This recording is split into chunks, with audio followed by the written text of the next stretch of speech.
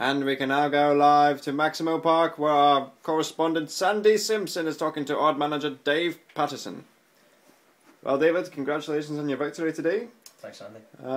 Polonia certainly made it a little bit difficult for you. They gave you a fairly decent effort, but ultimately came out on top. Are you happy with the team's overall performance? Yeah, definitely. I think Polonia tried their hardest, certainly in defence. I think there was a couple of good saves from Neuer. That's all I can say for Polonia, really. I think for ourselves, really happy with that performance.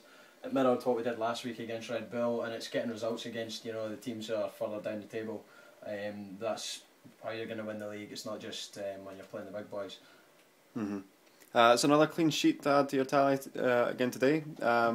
Considering the run that you had earlier on in the season, you seem to have turned things around quite nicely in the latter stage of the season. How did you do it? I mean, was it a tactical switch? Was it motivation? Tell us your secret. I think one of the main things was last season. I think Daniel Agger almost overperformed. He's still a young man. We didn't always have someone, Daniel struggled at the beginning of this season to continue his form, and we brought in Gerard Piqué, who we were after for a while. We managed to get our hands on him. And I think Gerard coming in, he's been fantastic for our defence. I think De Rossi's also picked up in front of the defence. And also Xavi as well. Even I think the centre of our midfield being strong is as important as the defence to keep your clean sheets. But as for Daniel Agger, he's still a young man, as I say, and there's a good chance he can come back into the team.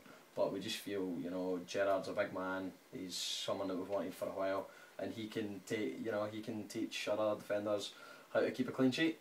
Quite obviously. Yeah. It seems to have made quite a good difference to the back, and as you're saying, the midfield as well.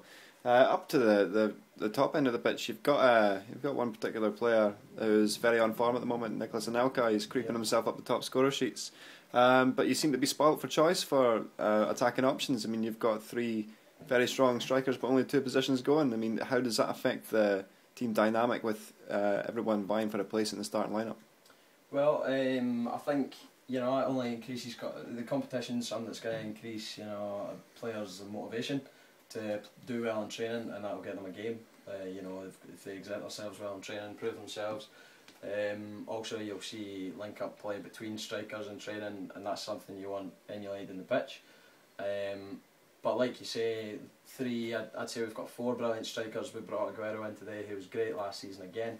But the experience of Anelka, we brought him in. So there's four strikers here now. Diego's obviously doing well this season, and they've all scored a lot of goals.